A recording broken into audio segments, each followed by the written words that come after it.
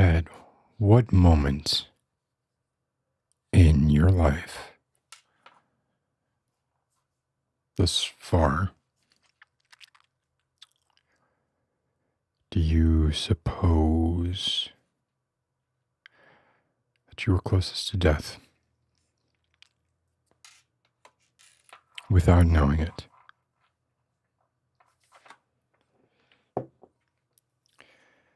That is the,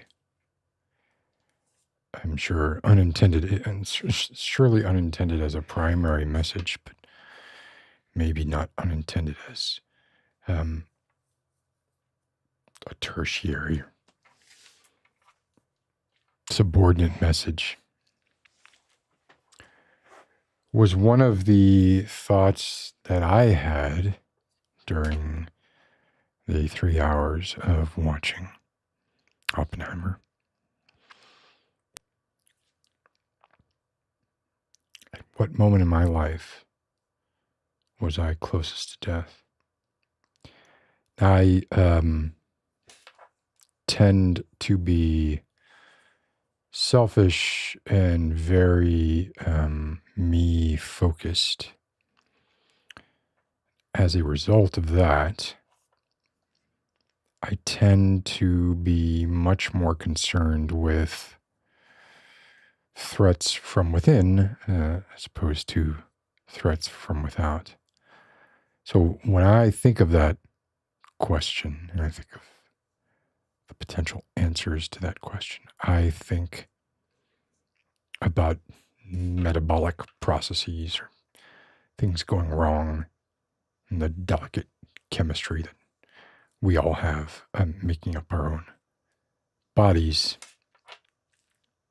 The umpteen million things that can go wrong, and we don't help it. We ingest microplastics and lots of pharmaceuticals, and food dyes and colorants and additives, etc. Right? So we're not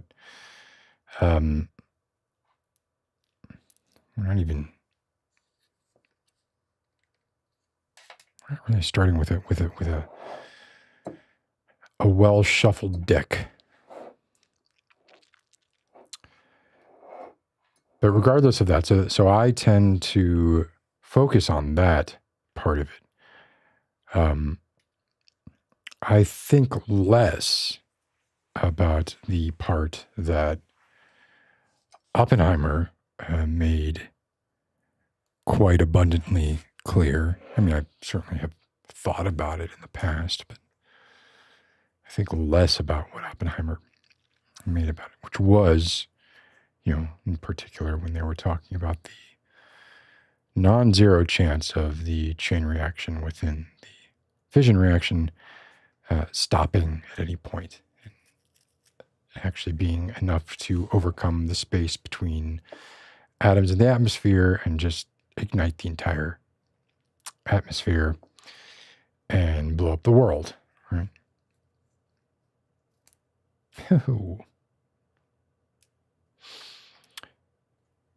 And what you had there was a cadre of military officials and some scientists, but ultimately the call was made by military officials. And they decided to go ahead with it. The odds of it blowing up the world were near zero, but not zero. And I mean, none of us alive today, well, maybe none of us watching this right now,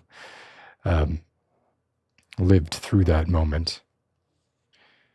And I found it interesting because, for many reasons. One is that at that moment, Cillian Murphy says to the woefully miscast Matt Damon, and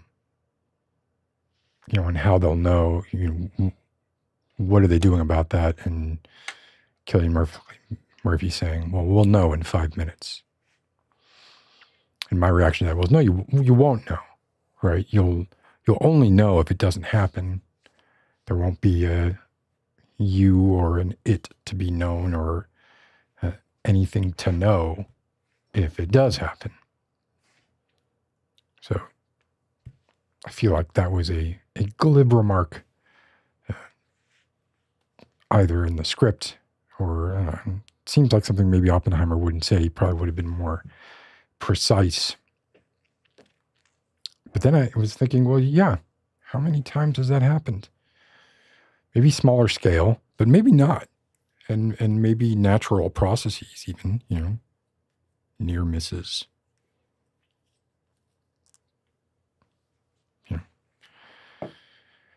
Rogue meteors that Bruce Willis couldn't get to in time. Or in fact, before we had the ability to know about them at all. Maybe I was a minute away, 2 minutes away when I exited the Sears in Fort Lauderdale as a little boy from suffering Adam Walsh's fate. Who knows? All these things could have happened. The only reason I'm pondering them now is because they didn't. And the thing which will eventually take me out of the equation has not happened yet. Could happen, obviously, at any time. We're all riding the crest of that wave. We're all going to the same place. We're all headed there at the same speed. We just don't know where we are in the journey. And we'll never know. We'll never know because, as Oppenheimer didn't point out, right, you don't know once you're gone. There is nothing to know. Death has no community. Non-existence has no way of knowing itself. There is no itself to know. So enjoy the ride. Is that the message I'm going for here? No. That's not the message. At any rate, with my partner, I saw Oppenheimer over the weekend. Large format.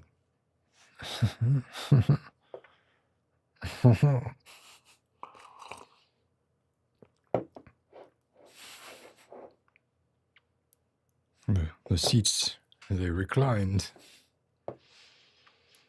They were plush, plenty of armrest. And our armrest for each chair separately. It's wonderful. It's amazing. I was looking at tickets Wednesday, and or Tuesday, and the only time I could get, and they weren't optimal seats, was Sunday morning matinee. So went to see Oppenheimer. I am an unabashed Chris Nolan apologist, enthusiast, fanboy, simp, whatever. I even like the fact that he's not going to do you the favor of making the dialogue that audible. He's going to make you work for those words. Because if you were in that situation, if you were standing, well, let's be honest here, like what's happening in Christopher Nolan movies, a lot of times, it's usually a lot of wind going on or storms or crazy amount of traffic going by. If you're in that situation, more often than not, you're not going to hear everything your friend shouts over their shoulder at you as you're running full speed, pulse-style tinnitus pounding away in your ears. And he's giving you that by not making the dialogue easy to hear. And that trend continues, in Oppenheimer. It was similar. But you could pick up on it. If you weren't a fan, I wonder. I was a giant fan of physics when I was young, I was mesmerized by quantum mechanics and the seeming paradox of the double slit experiment, Schrodinger's cat, the presence of the observer by definition affecting the results of any experiment, and actually, in fact, being necessary for there to be results of an experiment, or for there to be results, period. That's where I would always kind of lose it. For there to be results. There is no starry sky without an observer. And it's not in the that's an interesting way of thinking about it too, right? Like I know I've talked about this before. In thinking about, I was riding my scooter after work today. Took my scooter down to the park, which I do a lot. After I'm done working, I will hop on my scooter, go down to the creek by the park, and take a look at what's living there. Saw a baby rabbit this evening. That was it. The other day, almost caught a big snake, but it plopped into the creek before I could get close enough. But anyway, on the way back, I was, what happened was I had sunglasses on, and a reflection hit the inside of the sunglasses, and I could see it in my peripheral vision of there was a car going perpendicular to the street I was on, but in my glasses, the way that I saw it, it looked like the car was coming up behind me. It was only like for a momentary flicker. The presence of this car behind me, that was a ghost car. It was a phantom car coming up behind me, and I swerved and almost bit it. I couldn't hear. I wear AirPod Pros, and I have them on transparent mode, so I can, if anything, I hear the world better than I do when I don't have those on. But could have been an electric car. Point is, I saw it real quick and kind of did like a swerve to the side, regained control, then was able to, I don't have a side view mirror in my scooter. Probably be useful. And then realized, yeah, I care about cars because the presence of a car in the road headed towards me has a direct effect on my ability to exist.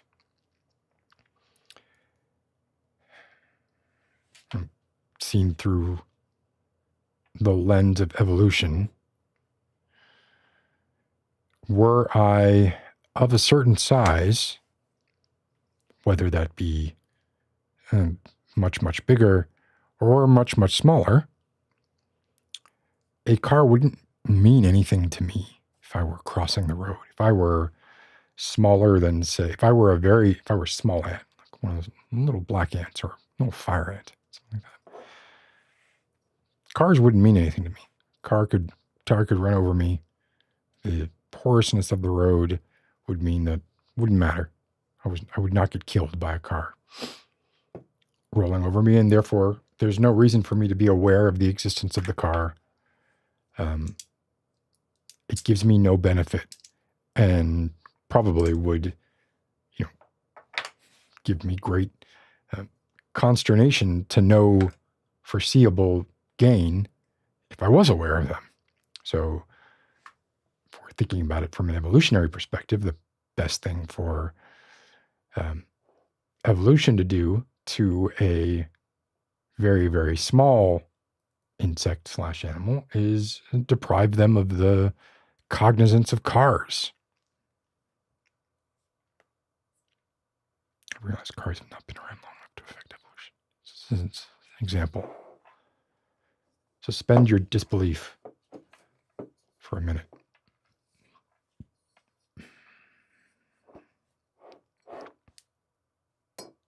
Point is, we've evolved to be aware of the things that have an immediate effect on us and or our surroundings, or things that through secondarily have an effect on us. They have an effect on us. Why complicated? They have an effect on us.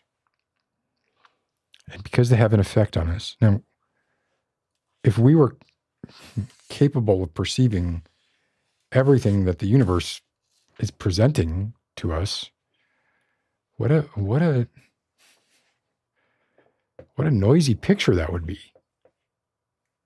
It would just be static, essentially. Particles and wave particles bouncing everywhere, and who knows what else.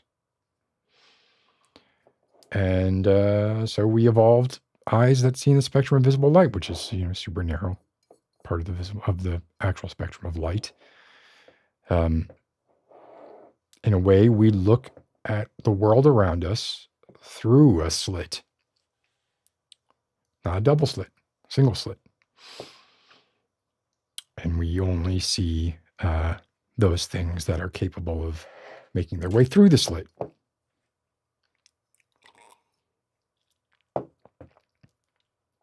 What the hell am I talking about? I think I'm talking about like I know I've mentioned this before, but the strange sort of mindset that I had when I was younger, and a lot of my friends had, all avowed atheists, all sort of casually and like dilettantes. There was several friends of mine studying physics, talking about physics and philosophy, and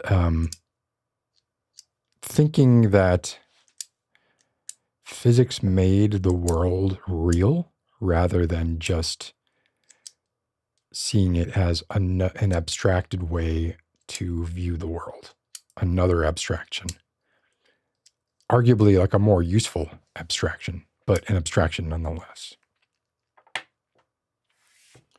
And for that reason, there would be, very hubristic declarations of feeling like we knew all we needed to know, to not believe in ghosts. If we saw a ghost, we would think that we were going mad. If we hallucinate, we would think that we were going mad, rather than sort of take the lesson that physics and philosophy really give us, in my opinion, now. And I realize opinions evolve for as long as we live. That what if, for a brief moment, our sunglasses that we're wearing as we're scooting down the road catch a glimpse from a reflection of a car that's not there, and we briefly see it. We briefly see something that we were not evolved to care about or be able to detect. And that doesn't just mean perceive, I mean interact with. Something maybe conceived of matter that has absolutely no bearing on the type of matter that we are made of at all.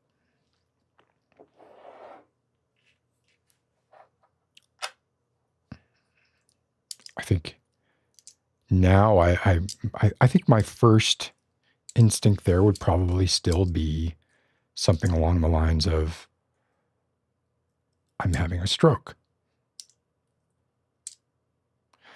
And that would probably be, the most likely explanation. But I don't know that'd be the only explanation. Right? I don't feel like it would be the only explanation.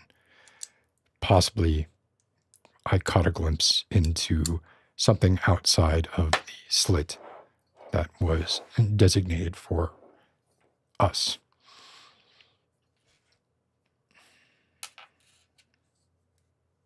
Maybe not, but maybe.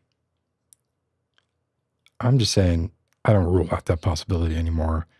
And there was certainly a time in my life from 14 to 30 where I probably would have turned my nose up at anyone suggesting anything like that.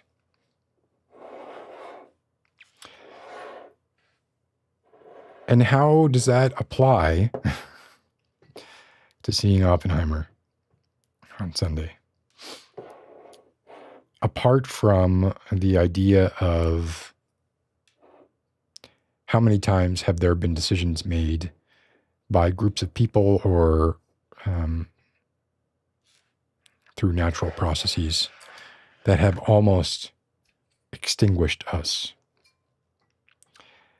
How many times are those things going on in ways that we would have no way of knowing that they were going on? And I don't mean like because there's a secret society guarding it.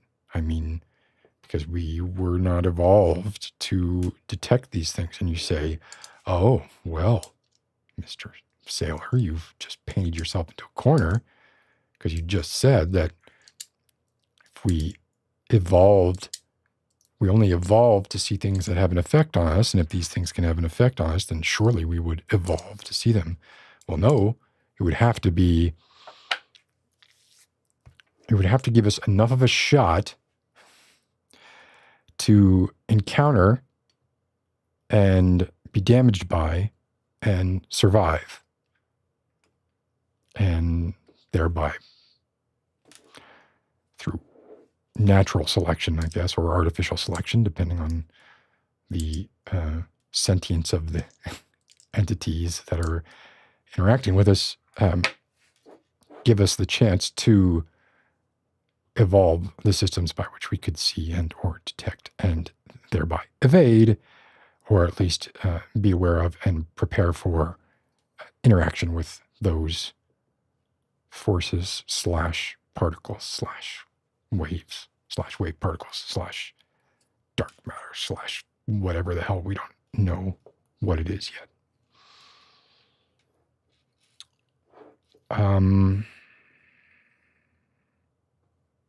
One of the physicists I was a big fan of was Richard Feynman.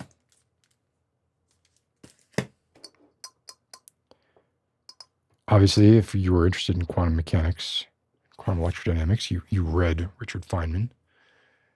At least back then you did. And one of the things that he said right around the time of the development of quantum mechanics was something along the lines of, I'm not going to get the quote anywhere close to right, but it was, the essence of it was, we're now living in a very special time because this is the time in which we are, for the first and only time, seeing the truth of these natural laws by which the universe operates. So we were lifting up the rock. In Oppenheimer, they used this metaphor, lifting up the rock to see the snake beneath.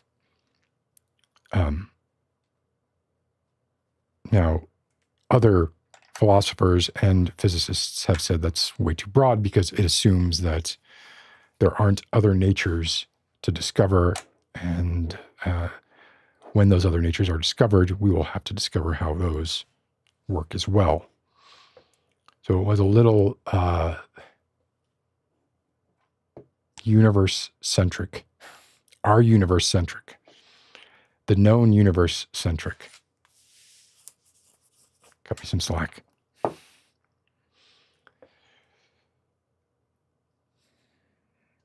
So I was a fan of, Richard Feynman, Freeman Dyson,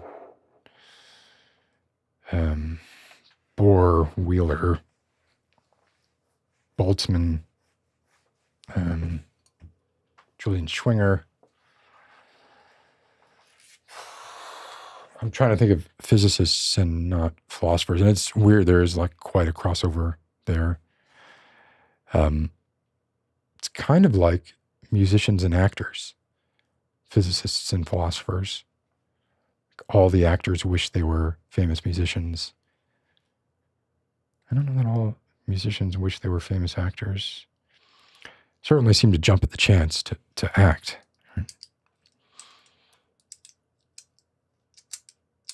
And so I was,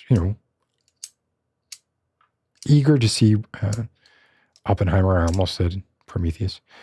I was eager to see Oppenheimer because I wanted to see what the take was on Los Alamos, which, from the accounts that I've read about Los Alamos, which is where a large part of it's where the Manhattan Project was orchestrated from. There were branches of it. Branches outside of Los Alamos doing different things, working on the Manhattan Project, compartmentalized. Oak Ridge was enriching uranium, etc. They were doing different things, and they were supposed to be largely unaware of this greater goal that they were pushing towards, i.e. creating a nuclear weapon. So I was eager to see some of that, because the accounts that I have read talk about Los Alamos and the general esprit de corps, joie de vivre, more French words for camaraderie and having fun. There was a lot of that going on during that time. In no small part, probably because, a lot of these physicists were very, very young and felt very important. I mean, were very important, right? But also felt very important. You can feel important and be important. You can feel important and not be important. They happened to feel important. Many of them behaved in a way belying the fact that they felt very important. And they were important. But it was very much like a college atmosphere from the accounts that I have read. So I was eager to see how the movie tackled that. And it didn't. I was a little disappointed there.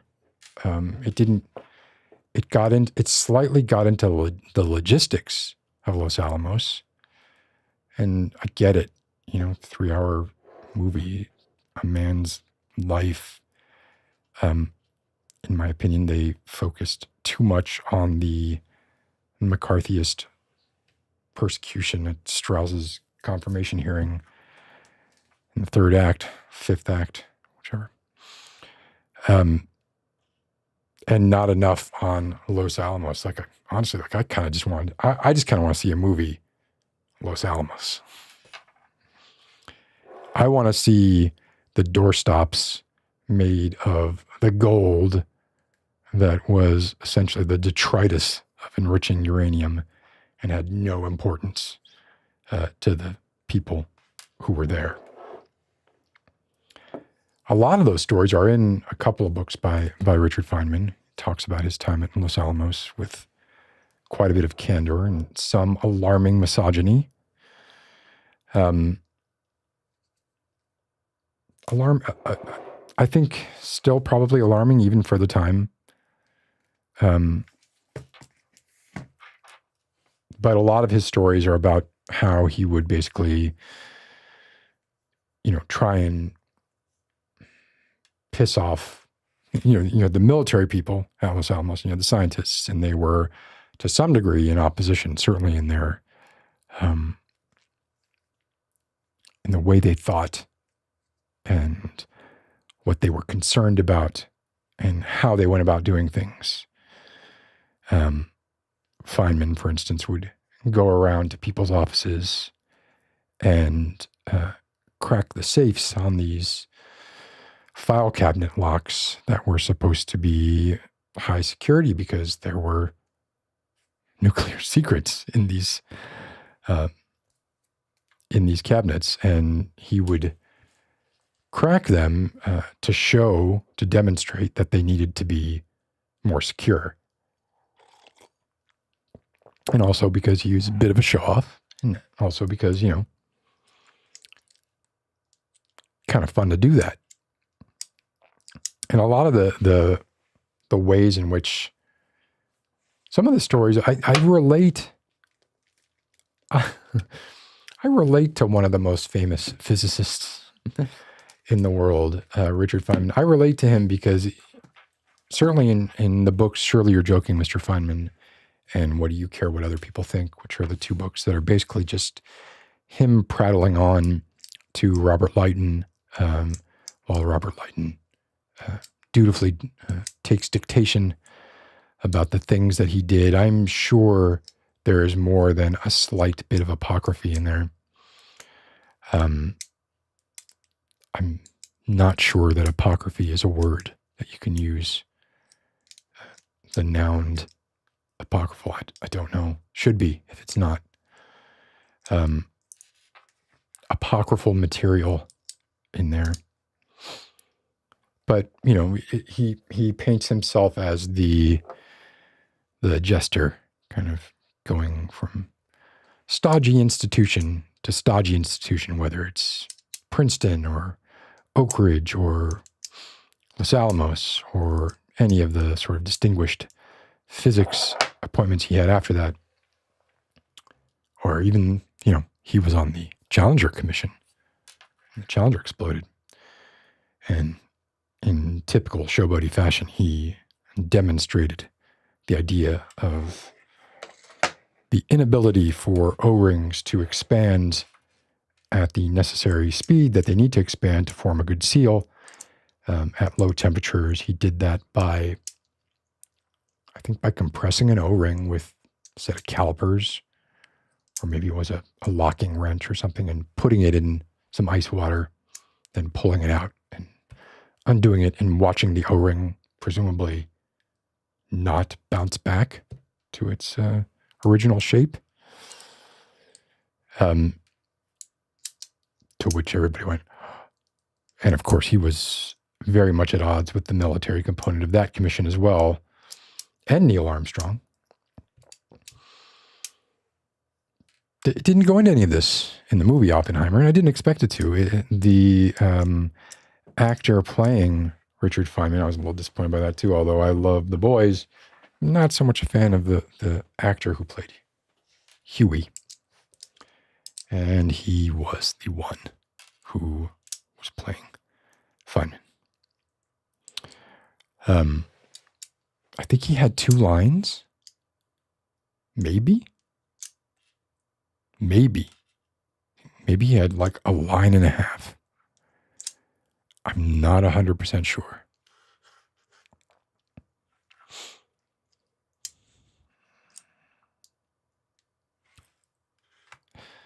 Old Man Hiver, I've not seen you in a while. When Oppenheimer described quantum mechanics to Kitty that felt immensely facile. Subatomic clumped together tight enough to make us believe that we're solid. Yeah, right. I mean, we are all largely empty space. So let me get back to Oppenheimer, the movie. I'm sorry, Zabatsu. I'm not a Jack Quaid fan. Don't know what to tell you. Just not. But I did want him to have more of a part in Oppenheimer because I wanted Richard Feynman to be represented. Yeah, see, I didn't like this, Wraithwin. I really wish... I mean, it was very much like when they did this on multiple levels. They did this for actors, and they did this for the characters they portrayed. So you would get like Niels Bohr, right?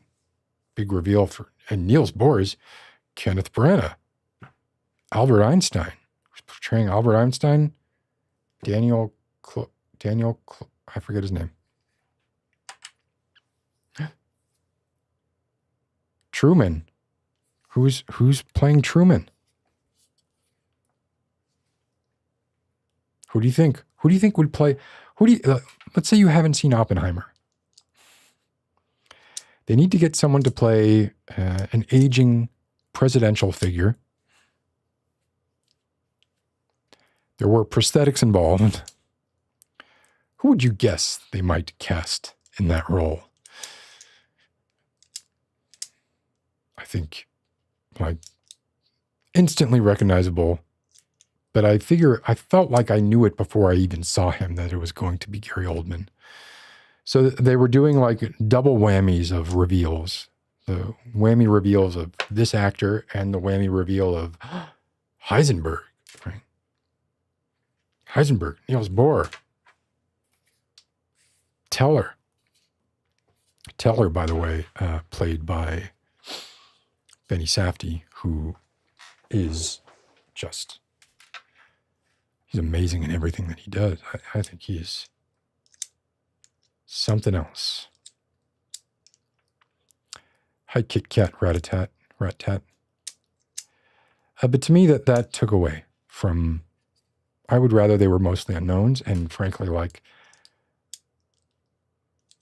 maybe Florence Pugh, but she didn't really have enough screen time for me to know. Most of the actors involved, I don't think could keep up with Cillian Murphy. I don't feel like Matt Damon could keep up with Cillian Murphy. It wasn't as bad as I had feared. I was very worried from the trailer, particularly that Matt Damon was just gonna, I'm the bloviating military guy and I'm gonna play it large. But I loved the way let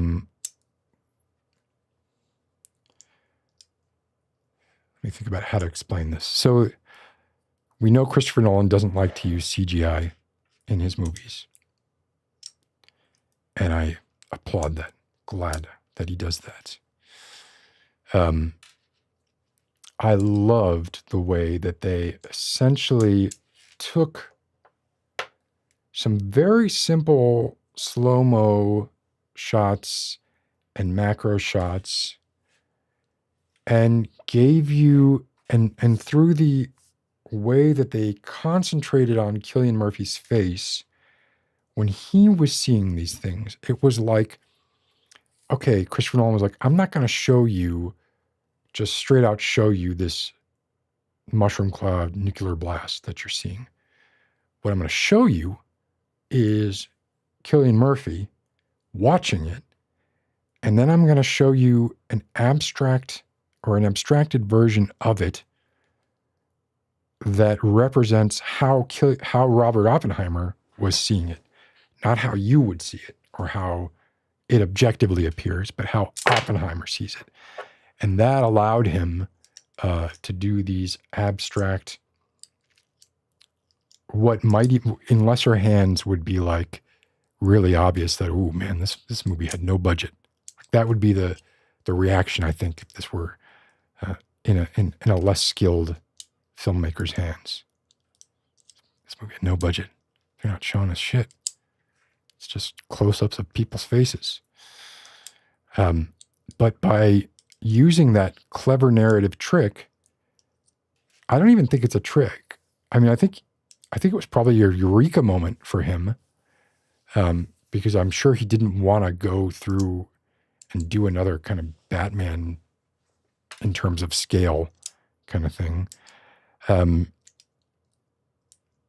But the thought of how do we solve the problem of how we show these things happening, and the solution of we show you what Oppenheimer sees.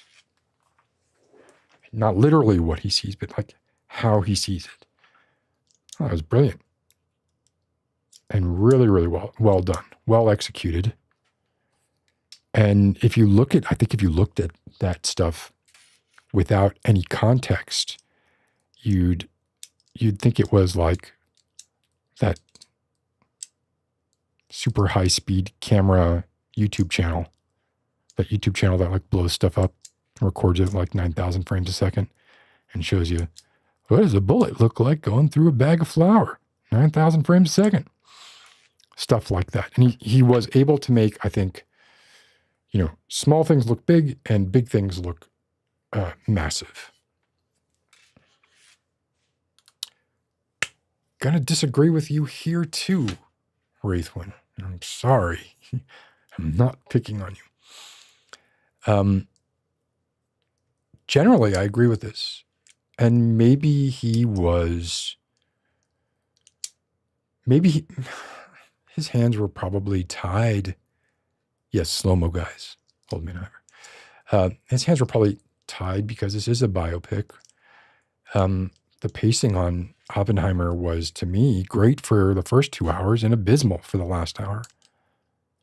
You spend 2 hours thinking about the ramifications of the atmosphere of the entire planet igniting and the moral implications of choosing to move forward with something like that. And the torment that Oppenheimer and a lot of other people felt in moving that ball forward. Very, very high stakes and very, very tense. And then you go into a courtroom drama for an hour. And from a pacing perspective, to me, that was just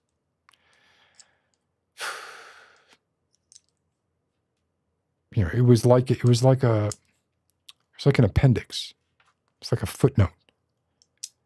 But it was being presented as the full thrust of the movie. And he tried, right? He put the idea of Strauss as always presenting himself as just like, well, the scientists don't like because I get things done, but because I play the game, I know how to, if it weren't for me, the scientists wouldn't get their funding, and they don't know how to handle this political side of things.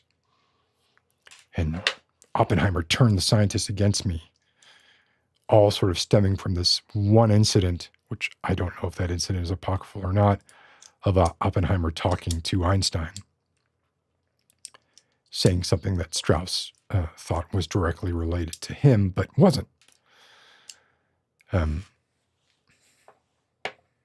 was kind of weak, in my opinion.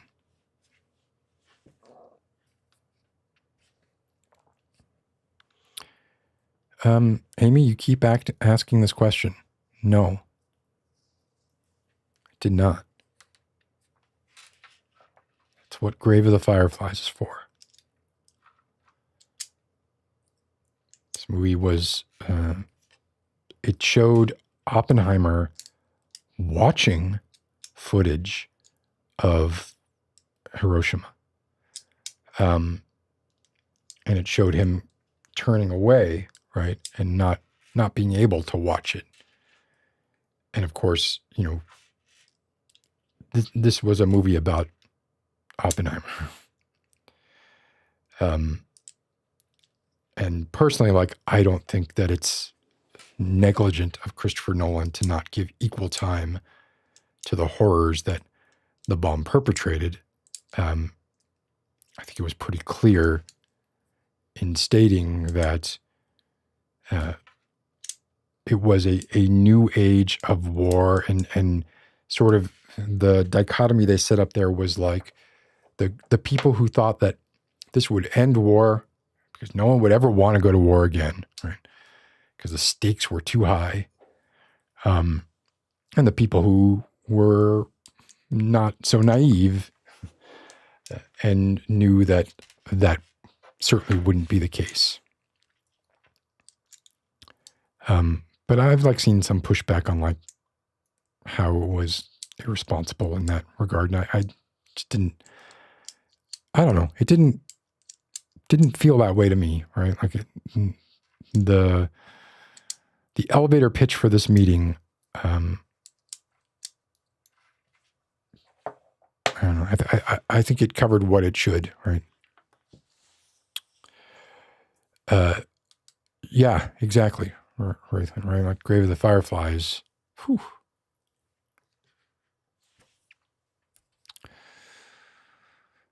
Old Man Hiver.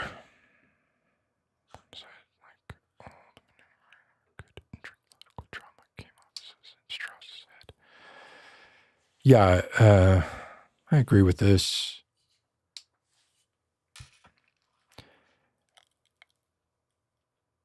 I don't even, the maneuvering wasn't even that, there wasn't that much to it. It was just kind of I tipped off the Vanity Fair reporter, but oh no, here's this guy now coming in who, we know that guy. We recognize that actor. They were going to give him another line. I was pretty sure he was going to show up again.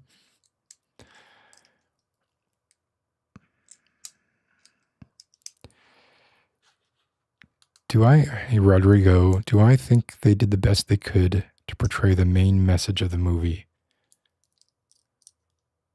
It's not clear to me what the message of the movie was, because like I said at the beginning of this, I took a different message away from this movie.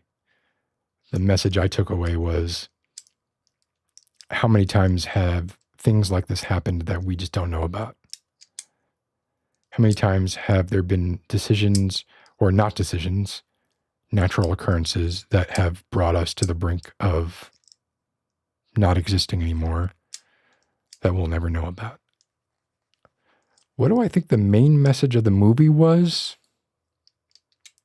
The intended main message?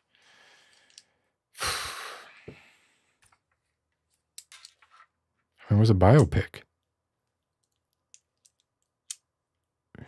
I think it was, I doubt it was objective. I don't know if American Prometheus was objective, and I don't remember. Like my sort of puerile interest in, well,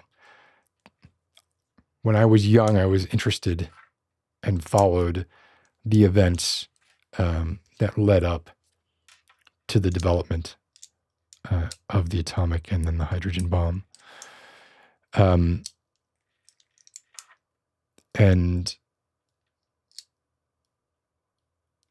there were a few moments that rubbed me the wrong way, that were very much kind of like, huh? Did you see that? Wait a minute. He's going to say it. Well, Oppenheimer. How are we going to even know how to measure these things? Well, we'll measure them as we have measured the explosion of TNT. Tons of TNT. But Oppenheimer, the hydrogen bomb would be so powerful that it would be thousands of tons of TNT. Well, then, megatons. There were quite a few moments like that were just kind of almost cringy. But I'm not 100% sure what the message of the movie was. The movie was, this is Robert Oppenheimer.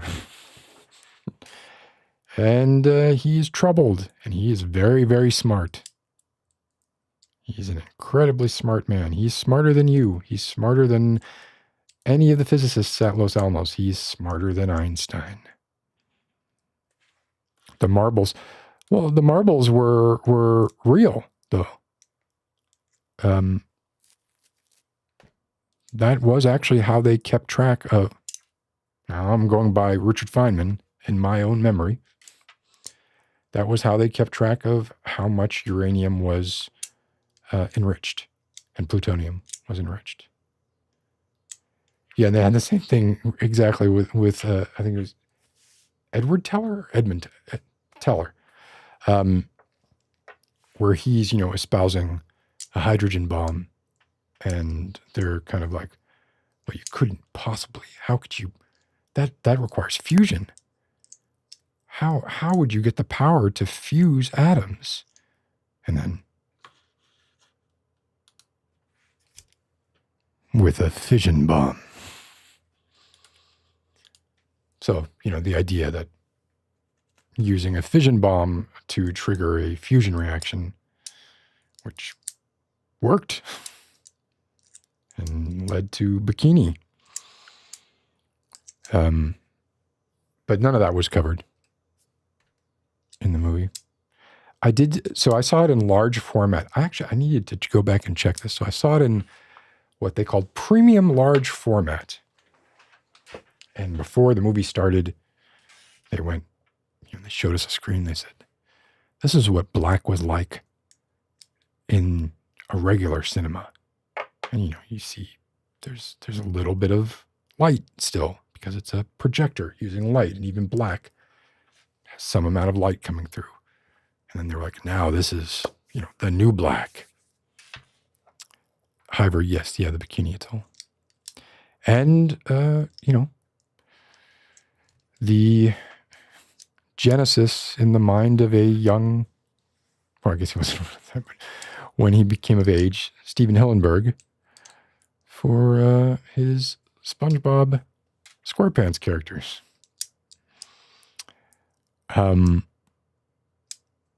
No, Warp Raven, I would say that it is down there nestled in the Batman movies for me, from him, which is to say, really good movie. But I don't think I'll ever watch it again.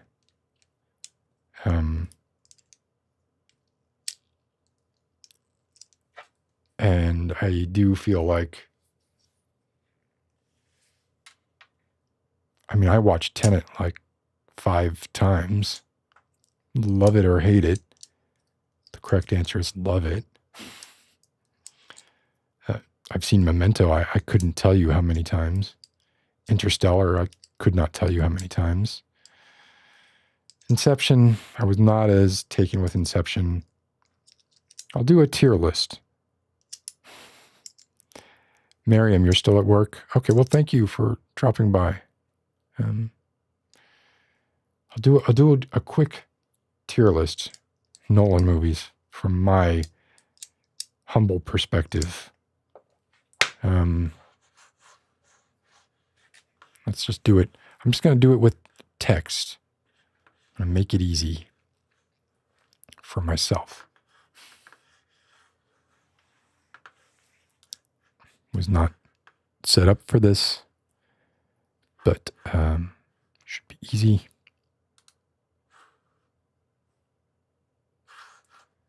Let's see, fixed position, regular, 22. Oh, it's going to be using this font. That's fine. It's not going to be using a great font. That's all right.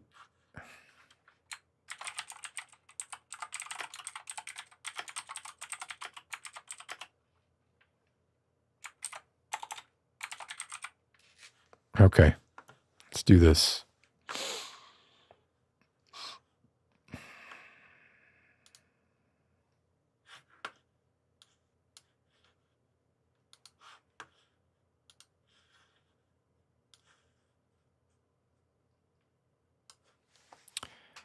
My favorite Christopher Nolan movie. Well, what are they? First of all, right? Let's get them all jotted down here.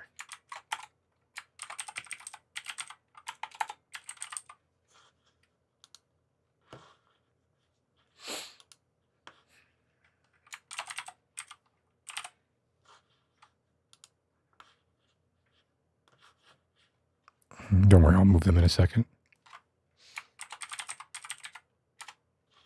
Actually, let me move them as...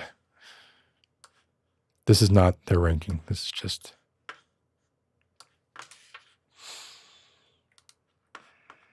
I'm actually going to need some help here. If y'all could shout out some of them. Make sure I'm not missing any.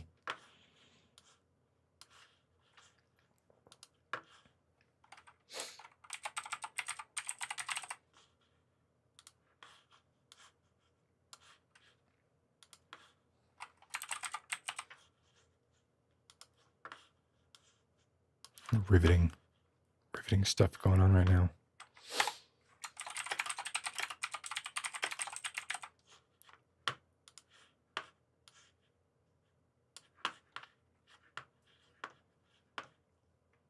Batman Begins, right?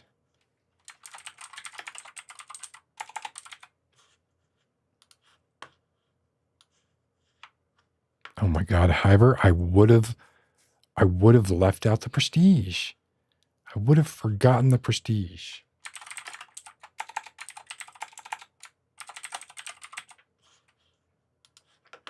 For some reason, I thought he hadn't made that many movies. I thought this was going to be...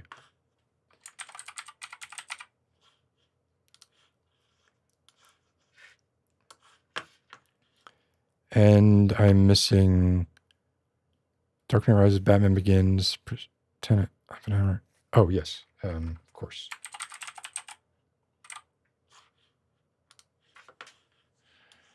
Is this all of them? Memento, Insomnia, following Dunkirk, Interstellar, Inception, Tenet, Oppenheimer, Dark Knight Rises, Batman Begins, The Prestige.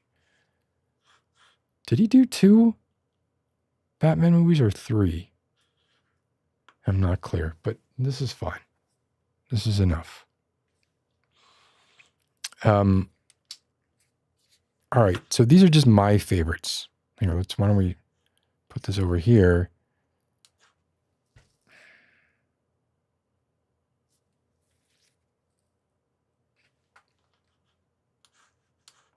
Oh, shit.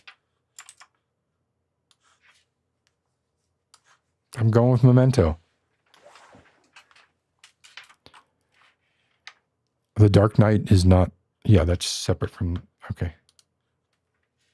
I mean, I'm just going to put those all on one line.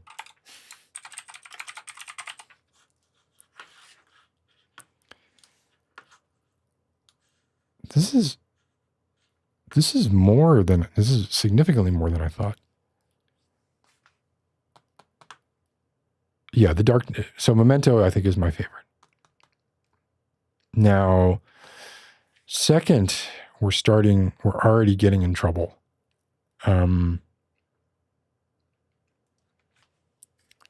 Shit. No, I'm going to go with my gut. Sorry. I'm going to do this and you can all yell at me afterwards.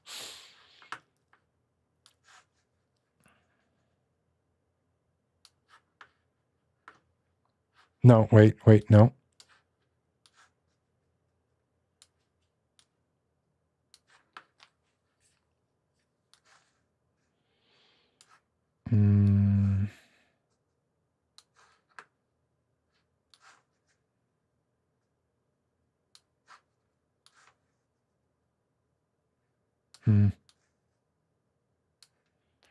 Was not really a Dunkirk fan.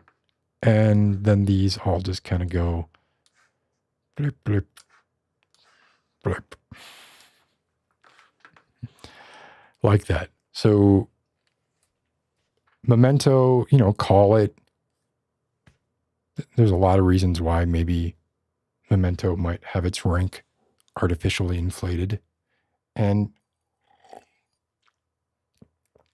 a lot of people don't like Interstellar. But I thought, to me, yeah, top to bottom. I take it that means you disagree. To me, Interstellar, so I was a huge, and this was part of that as I was a kid and I was into, physics and the general sciences, a huge Carl Sagan fan and a huge fan of the only novel he ever wrote, Contact.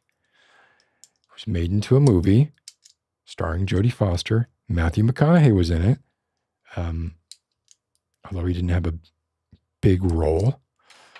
And when I saw Interstellar, I was like, oh, this is Contact, but better. It is what, I remember when I saw Contact, although I liked it a lot, and I obviously read the book, it wasn't all I was hoping that it would have been. And when I saw Interstellar, I remember thinking, this is like the vision of Contact to me.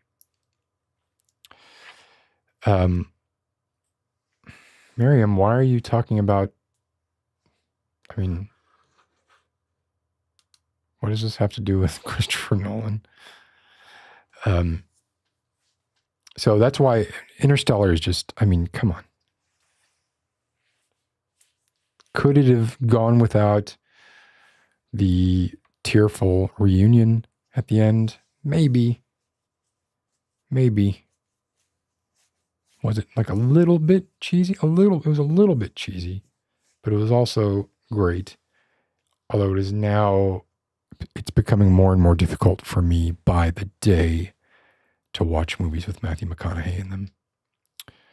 The Prestige, let me think for a minute. The Prestige,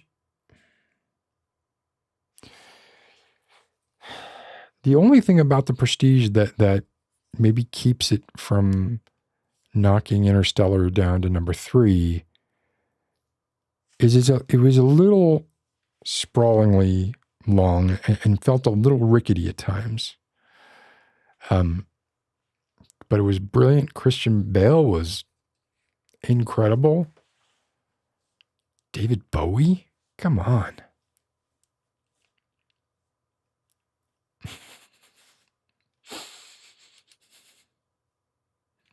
Very good. Tenet, I know a lot of people give Tenet a bad rap, but I think by the, the 4th time, 5th time that you've seen that movie, like every time I watch it, I appreciate it more. And maybe it's not like,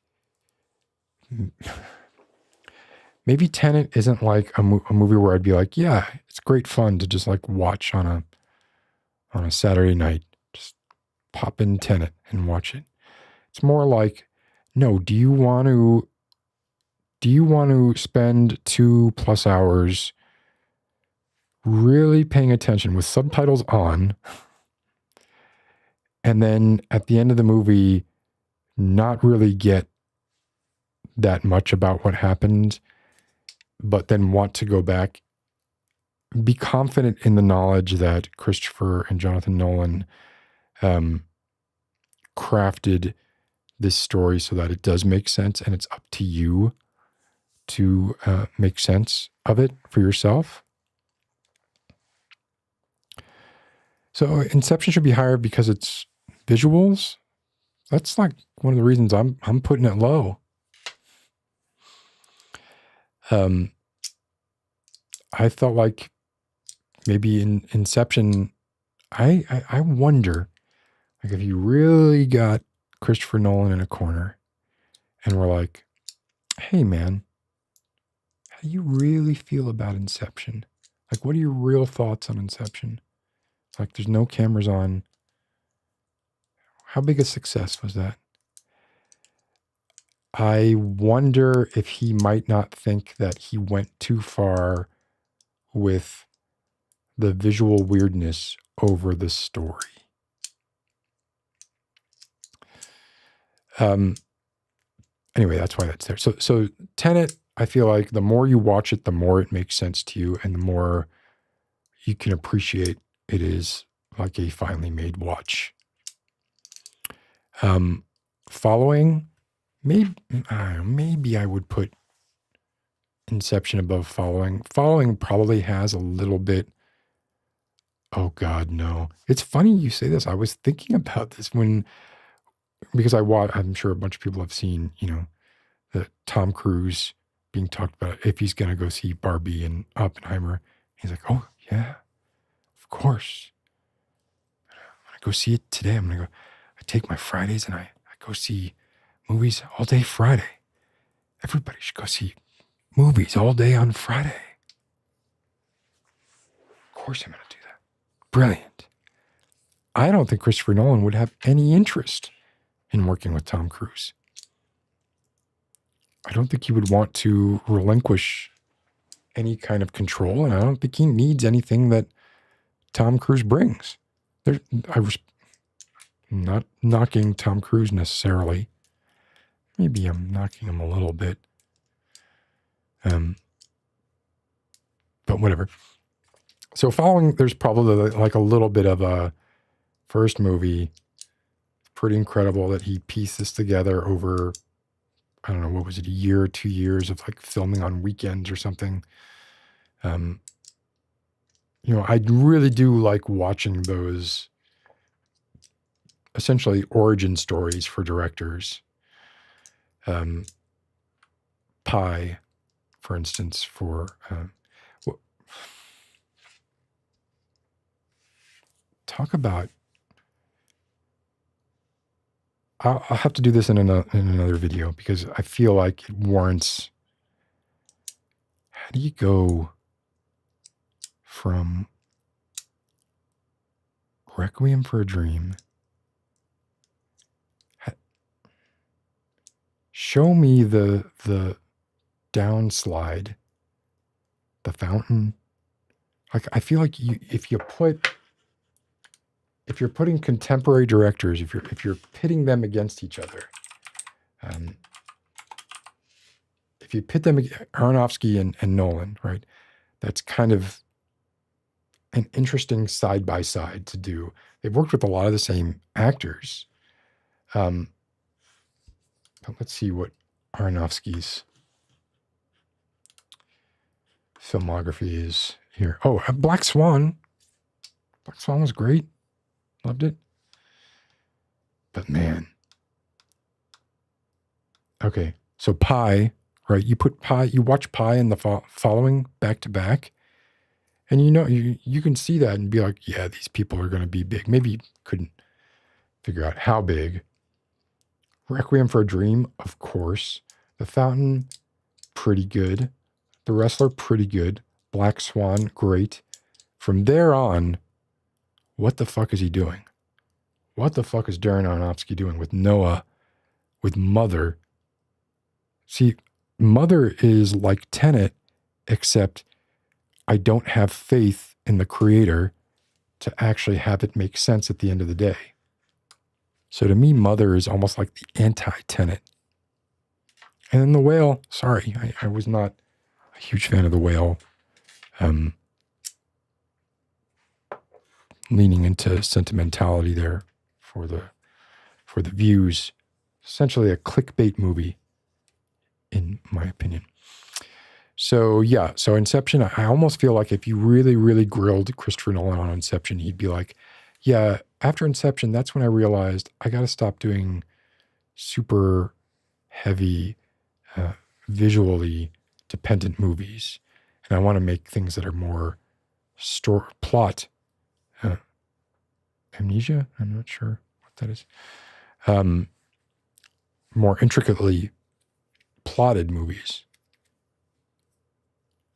Oppenheimer, some fantastic performances. Dunkirk was good. Didn't have to be. Oh, I skipped Insomnia. Actually, I mean, I liked Insomnia, but if you showed me that movie and didn't tell me who directed it, I would not guess it was Christopher Nolan. Same thing with Dunkirk. I would not guess. Whereas if you showed me Interstellar, I would guess that it was Christopher Nolan. Really, any of these other movies, with the exception maybe of Following, I would guess was Christopher Nolan. Even Oppenheimer, I would probably guess was Christopher Nolan. And I don't like superhero movies. I'm sorry for the broad brush there on the Batman movies. If I have to watch a superhero movie, it will probably be one of those. Or Deadpool. But that is the why for this. I apologize if I left here. Did I miss any other? Would I rather watch Morbius or Blonde for the rest of my life? Oh, look at this guy talking about the anti-electron.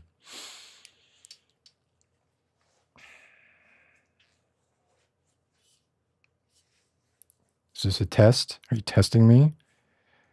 Yes. That is I think the proven theory. A positron is an electron moving backwards in time. What a notion. No, I just meant like, Mother to me, although you're right? The directionality there is a factor. I just feel like you could watch Mother 1,000 times and you're not going to get that satisfying eureka moment that Tenet gives you.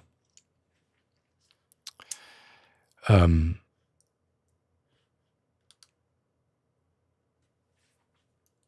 yeah, I mean, I don't know about dragged on. Yeah, I guess so.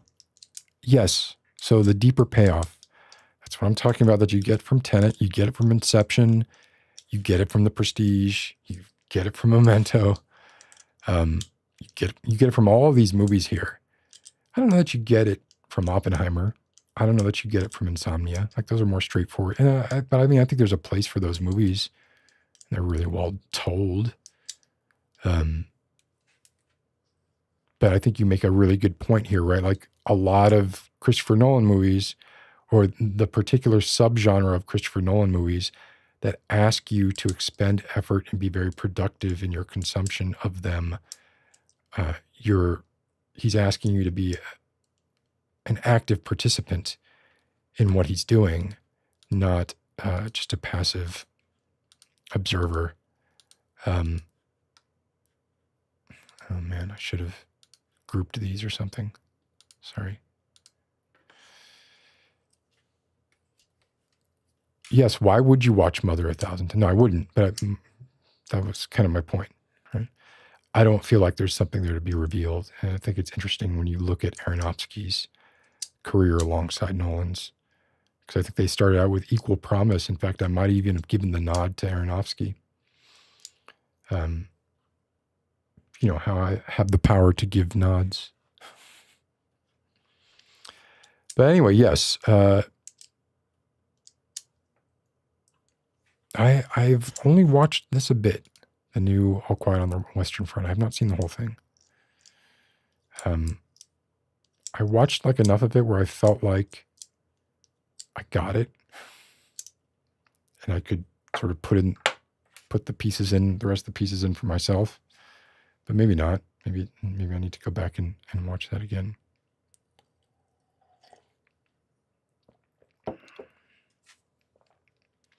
Look, you're talking to somebody who liked Shutter Island. So, I mean, what a dumb movie that is.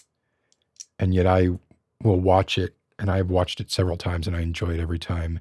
And every time when it gets to the end and Ben Kingsley is like doing his little whiteboard reveal, I'm like, this is the stupidest movie. Like, this is so dumb. And the book, I did read the book before I saw the movie. I don't remember it feeling stupid, but I have a feeling it's just like you can read a book and something that happens in a book won't seem stupid. And if you directly put that on a screen, it highlights the absurdity of it. Well,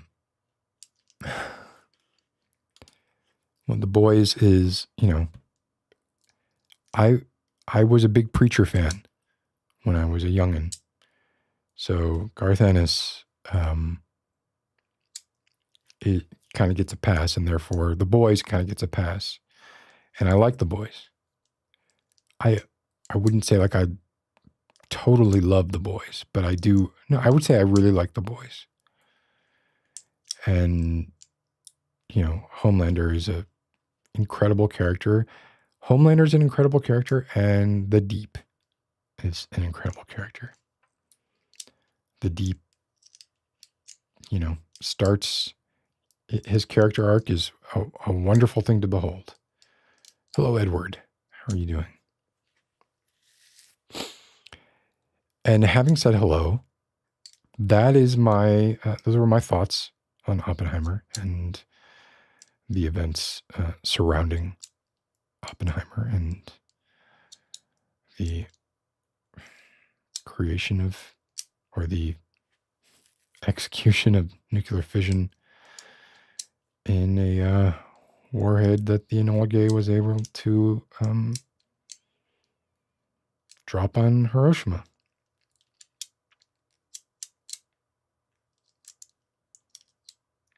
Quarter of a million people dead. Yeah, so I agree with this, Javier or Xavier, depending on how you pronounce it, right? Shutter Island is very confident, and it just goes with it. Yeah. It's like, this is going to be kind of silly, but we're doing it, right? And it doesn't look back. And that's probably why it's enjoyable. Like I can still watch it and enjoy it. And the performances are solid. I mean, it's got Max von Sydow, right? So if you got Max von Sydow, that makes up for a lot. That makes up for the rule of 4. Oh boy. Careful. I don't know about that. But like I said, I really like Garth Ennis. So anyway, I hope you all have a lovely evening. Thank you for hanging out and talking about all things physics. And I'll see you all later. Good night.